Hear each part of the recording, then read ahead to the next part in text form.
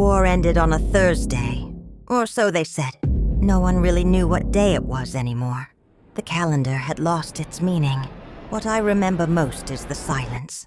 After years of air raids, speeches, and gunfire, it was the quiet that frightened me most. Berlin looked like a ghost that had forgotten its name. Streets were buried under bricks and dust. The air smelled of smoke and wet concrete. Somewhere a piano was playing with half its keys missing, and that broken melody was the first sound of peace. I stepped over what used to be our neighbor's bakery. There was no bread, only soot. Children wandered barefoot, holding tin cups. Mothers searched for anything that looked edible. And yet, amidst all that ruin, there was movement. Women climbing over the debris, sweeping, lifting, rebuilding. No one told us to do it. We simply started. The men were gone, dead, captured, or ghosts who refused to come home. We had no uniforms, no orders, just the will to make something stand again. At first, it was for survival. Later, it became pride, a strange, quiet pride born from exhaustion and grief. When the soldiers arrived, some offered chocolate, others fear. They called it liberation. To us, it was uncertainty. Every knock on the door could mean kindness or cruelty. We learned to smile carefully, to speak little, to watch everything. The world said Germany was free, but no one asked what freedom felt like when you had nothing left to lose. I used to sit at night and look at the city's silhouette, rooftops torn like paper against the moonlight, and think, this is where everything begins again. Not in victory, not in parades, but in women's hands, dirty and shaking, holding stones instead of flowers. If you're hearing this, remember, peace is never silent. It's built, breath by those who refuse to disappear. Stay with me, because this story isn't about war. It's about what comes after. People like to say the war ended. They don't mention that for us. It never truly did. When the soldiers stopped fighting, the real battle began. Against hunger, against shame, against the silence that followed us everywhere. The silence was the worst. It sat between words, heavy as stone. We learned to hold our tongues because truth had become dangerous. Some nights I'd wake to the sound of boots outside. I'd freeze, holding my breath, waiting for them to pass. In the morning I'd sweep the same street, pretending nothing had happened. Pretending was survival. Smiling was armor. We became the builders of a nation that pretended we didn't exist. While men signed treaties and rebuilt politics, we rebuilt walls, kitchens, and schools. Our hands carried the story that history forgot to write. Sometimes we would share bits of bread and memories, quietly, like trading secrets. One woman told me, if I ever laugh again, it will be because the world finally stopped hurting. I never forgot that. The years that followed blurred together. Cold winters, long lines, ration cards, empty homes filled with echoes of what used to be. But still we worked. Not for Germany, not for pride. For our children. For the idea that maybe one day they wouldn't need to remember the smell of ashes. I look back now and realize how invisible we were. They called us resilient, but that's just another word for lonely. Still we endured. And endurance became our quiet form of victory. If you've made it this far, don't look away. Listen, these voices, the ones that never made it into the history, books, are the reason. You still have a future to listen from. Subscribe, not for me but for them. For every woman who built peace, with her bare hands and never got to tell her story. There were days we didn't bother counting. Morning and night blurred into one long stretch of gray. We worked until our arms trembled. Then we worked a little more. The city sounded different now. No more bombs. Just the dull rhythm of shovels hitting stone. It was almost comforting, that steady sound. It meant we were still alive. I used to collect small pieces of glass from the rubble. The colored kind that once framed church windows. I kept them in my pocket like treasures. When the light hit them, I remembered what color looked like. Sometimes that was enough to keep me moving. The men who returned from the front came home as strangers. They stared at us like we were reminders of what they'd lost. We offered them soup and silence. What else could we give? They spoke of honor. We spoke of hunger. Between us stretched an ocean no one knew how to cross. Rumors spread about who had survived. who hadn't, who had done things no one would ever admit. There was guilt in every conversation, but also forgiveness that never found words. We were all carrying pieces of the same broken mirror, each reflecting a different kind of sorrow. Some evenings, I'd walk by the river and listen to the sound of hammers echoing in the distance. That sound, metal against metal, felt like a heartbeat.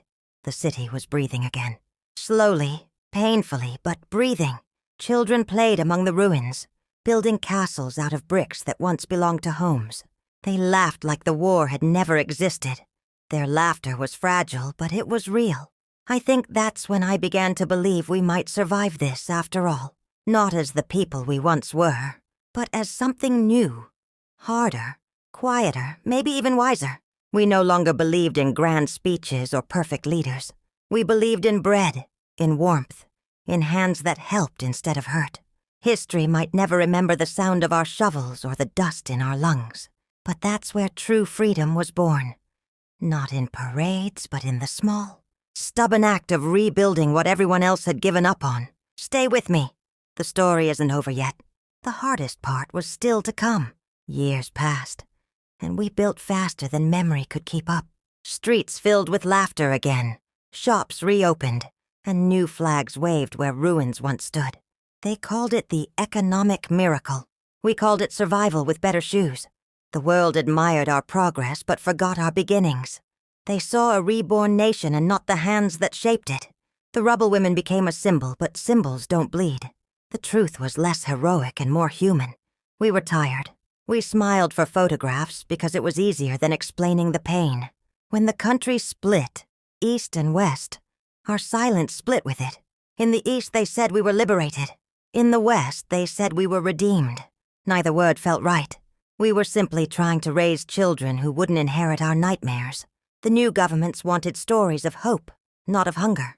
So once again, we disappeared into the background, sweeping the streets of history so others could walk clean. But at night I still dreamed of the ruins, not as horror but as truth. The rubble reminded me who we had been, and what we had survived. Sometimes I think we needed those ruins, to remember that strength isn't born in comfort.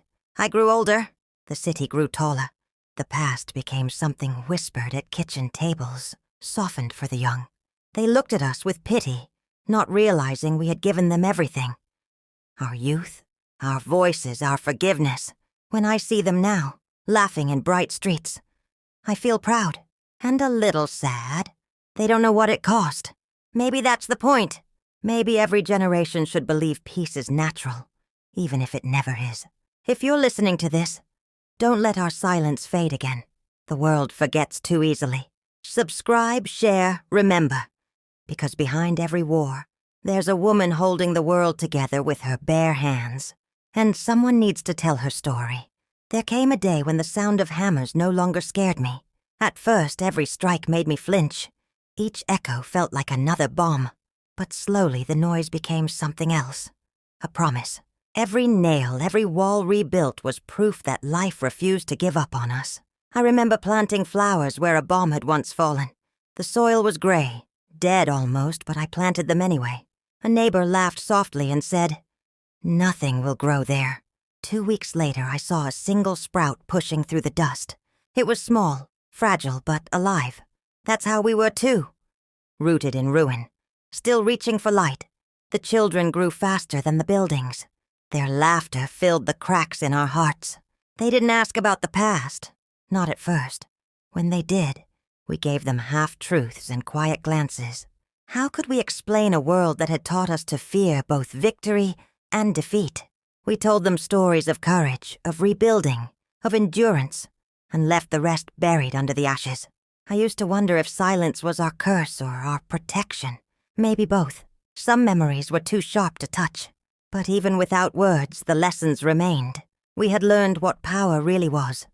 Not in flags or armies, but in small acts of care. A loaf of bread shared, a roof repaired, a hand offered to someone who once might have been called enemy. Sometimes I walk through the city now, clean, rebuilt, full of color, and I try to imagine it as it was then. It feels impossible, like remembering a nightmare after waking up in sunlight. But I keep remembering, Because forgetting would mean those years meant nothing. Freedom didn't arrive in a parade. It arrived one morning when I realized I no longer looked over my shoulder. It arrived when the laughter of my daughter didn't sound afraid. That's when I knew we'd made it through. Not as heroes, but as survivors. If you're still here listening to this story, thank you.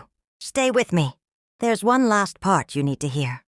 The part where we finally learned how to live again. It took us years to understand that rebuilding the city wasn't the same as rebuilding ourselves. The streets filled with new voices.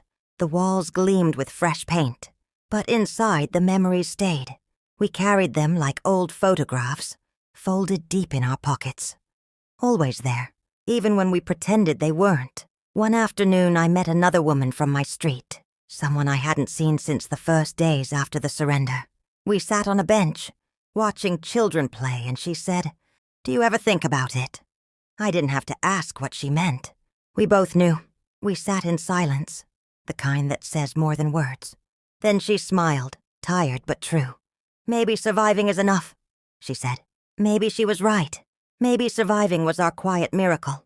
There's a kind of peace that doesn't come from winning. It comes from refusing to break. That's what we learned. And maybe that's what we gave the world, even if no one wrote our names in the history books. When people talk about the miracle of post-war Germany, I wish they could have seen what it really looked like. Women in torn coats, hauling bricks, singing softly to keep their spirits alive. That was the real miracle. The rest came later. Now when I see the younger generations, I feel both pride and distance. They walk through streets we built, speak languages we stitched together from fragments, dream dreams we once thought impossible. They don't remember the ashes, and that's good. It means we did our job. We carried the pain so they wouldn't have to. Still, I wish they knew how strong they come from. I wish they knew that freedom isn't just something you win. It's something you rebuild every single day. So if you're listening, don't let this story fade.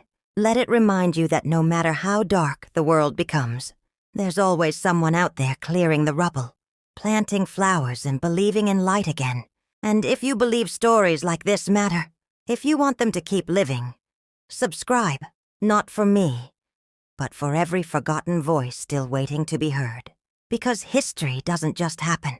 It's carried one heart at a time. I keep a small box under my bed. Inside it are photographs. Some faded, some burned around the edges. They're all that's left of the women who stood beside me when the world ended. We never thought of ourselves as brave back then. We were just trying to make it to morning. But when I look at those faces now, I see strength that the world never thanked. One photo shows us clearing rubble with bare hands. Our clothes are torn, our hair wrapped in scarves, our cheeks covered in dust. We're smiling. I don't know why. Maybe because we still had each other. Another picture shows a line of women waiting for bread. You can't see the hunger in the photo, only the patience. We learned patience like it was a language. We spoke it fluently. Sometimes I imagine the stories behind those faces. The girl who hid her baby in a basement, while soldiers searched upstairs. The widow who spent nights sewing clothes for other people's children. The neighbor who never came back after one long, cold winter. Their names are gone now, but I remember the sound of their voices, the rhythm of their laughter. No history book will ever tell you how we learned to laugh again, how we found joy in a piece of music, a cup of soup, or a single quiet day without fear. Those were the small victories, the ones no monument will ever honor. And maybe that's what real courage looks like. Not standing tall, but standing at all, even when no one is watching. When I tell this story, it's not just mine. It belongs to all of us who refuse to disappear. We were not soldiers. We were not saints. We were simply the ones who stayed, the ones who built a world from the bones of the old one. If you're hearing this, remember us. Because history only exists as long as someone is willing to remember. I'm an old woman now. The city outside my window doesn't look anything like the one I knew. The rubble is gone. The scars have been paved over, and children run where I once carried buckets of stones. They call this peace. I call it a promise fulfilled. Sometimes I walk to the edge of the park where a new monument stands. A statue of a mother holding a child. People pass by, barely glancing at it. But I stop. I always stop, because I see us in her face. All of us. the ones who carried life when everything else was dying. They told us we were free in 1945, but true freedom came much later. It came the first time we dared to forgive, the first time we looked at the past and said, "It doesn't own us anymore." That was the day I finally felt free. We used to believe that time heals everything. It doesn't. It only teaches you how to carry the pain with grace. And maybe that's enough. When I see the world now, its anger, its noise, its endless division, I want to whisper across the years, "Ye be kind to one another. You have no idea how fragile peace really is." If this story finds you, don't let it be just another voice that fades when the video ends. Share it, talk about it. Remember that every city standing today was once a ruin someone refused to give up on. And if you believe, like I do, that stories like ours deserve to live forever, then subscribe, not because it helps a channel grow, but because it keeps history breathing. Every time someone listens, one more forgotten heart begins to beat again. This was our story. We were told we were free. Now, after all these years, we finally are. They grew up fast, our children, faster than they should have. By the time they were 10, they could tell the difference between the sound of a ration, truck, and the rumble of thunder. They learned to smile even when they were hungry, because we taught them that strength looked like quiet gratitude. We wanted them to forget, but forgetting never truly works. The war lived in our gestures, in the way we flinched when a door slammed, in the way we stored food even when there was plenty. We thought we were hiding our fear, but children always see. I remember watching my daughter play near the ruins of the old library. She built castles out of broken stone and crowned herself queen of a world that no longer existed. I wanted to tell her the truth, that the stones beneath her hands had once been walls of fire, but I didn't. Instead, I watched her laugh, and for a moment, I believed the world could start over. Schools reopened. Teachers returned, some wearing smiles they hadn't earned. The new lessons spoke of peace, of democracy, of never repeating the past. We nodded and agreed, though many of us still carried pieces of that past in our pockets. But our children, yes, they were different. They asked questions we didn't know how to answer. When my son was 12, he asked me if I had ever been afraid. I told him, only every day. He laughed, thinking it was a joke. I let him think that. Let him live in a world where fear could sound funny. That was my gift to him. The world calls them the post-war generation. I call them the reason we kept breathing. They were proof that life could rise again, not from victory, but from survival. Some nights I still dream of writing letters, not to anyone in particular, just to the years that refused to forget me.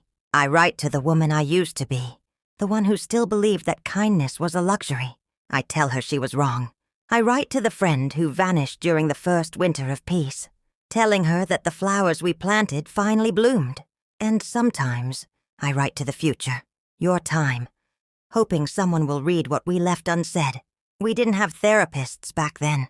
We had diaries, scraps of paper, and the backs of ration cards. We wrote everything down, then burned it before anyone could find it. Words were dangerous. They could heal or destroy, depending on who read them. I once found a letter in the rubble. It wasn't addressed to anyone, only began with, "Dear God." The rest was smudged by rain, but one sentence remained. "If this is freedom, teach me how to live in it." I never forgot that line. It was all of us, really. Today, when I see people argue about history, I think of that letter. I wish they knew that truth isn't a weapon. It's a wound. You don't win by reopening it. You win by learning to carry it without letting it consume you. Maybe that's why I'm telling this story now. It's my letter that never got sent. And if you're listening, maybe you're the one it was always meant for.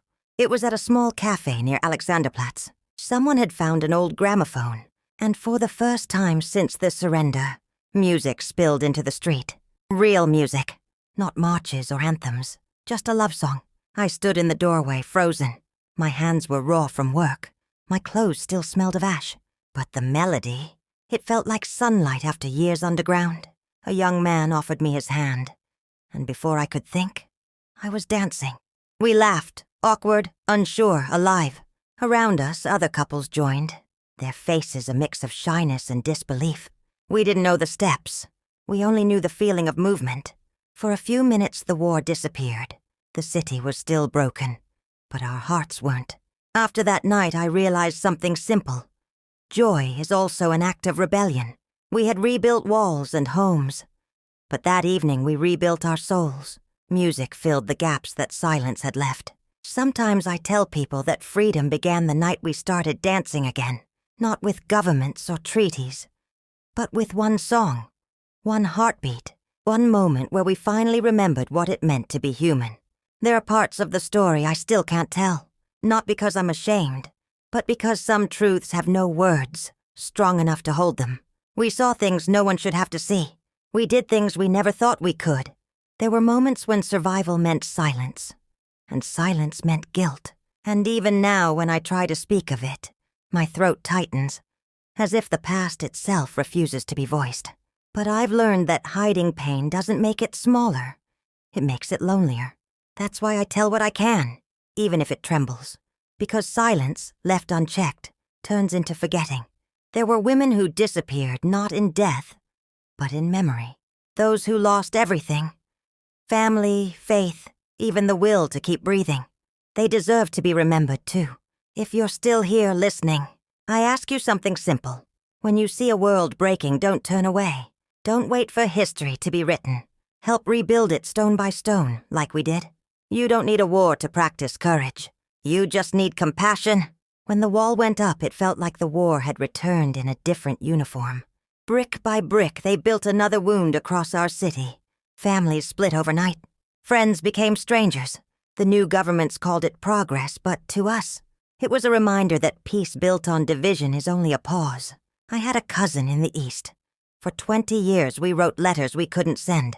When the wall finally fell, she came to see me. We didn't talk about politics. We just hugged and cried. The years between us vanished in that moment, and I realized something.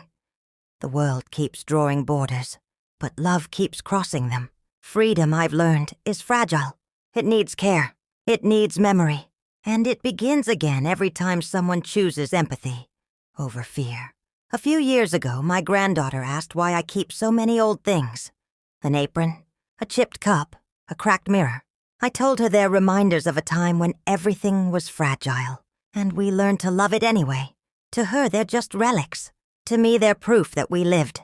Each object holds a heartbeat. A day when hope felt impossible, but we kept going. I guess that's why I tell these stories. They're not about heroes or history books. They're about ordinary people who did extraordinary things, simply by surviving. Maybe one day she'll understand. Maybe she'll look at the old cup and see more than glass. She'll see a woman standing in the ruins, pouring water for a neighbor, and realize that history isn't just something you read. It's something you inherit. The world kept moving, faster than I ever thought it could. Cars replaced carriages, neon lights covered the old streets, and the rubble turned into high-rise towers. Sometimes I feel like a ghost walking through a city that has forgotten I helped build it. But ghosts aren't always sad. Some of us linger to make sure the living don't forget. I used to think pain would fade. It doesn't. It changes shape. It becomes quieter, like a song hummed from another room. You never forget the words. You just stop needing to sing them out loud. Every generation thinks its world is ending. I suppose that's how humanity keeps learning. But if I could tell them one thing, it would be this. No matter how dark it gets, you are never truly alone. Someone before you has already carried the same darkness and found the light again. If you've stayed with me through all this, thank you. You've listened to a story that the world almost let vanish. And maybe, just maybe, by hearing it, you've helped it live a little longer. I'm not here to ask for pity. I'm here to remind you that history is made of ordinary voices like mine. Voices that cracked but kept speaking. So, when you close this video, carry one thought with you. Peace isn't a gift handed down by leaders. It's built by people like you. People who choose to listen, to remember, to care. And if these words touch something inside you, subscribe. Not for numbers, but for meaning. Because every new listener keeps the light alive. This was our war, our peace, our silence. Now it's your turn to make sure the world never forgets what we learned in the ruins.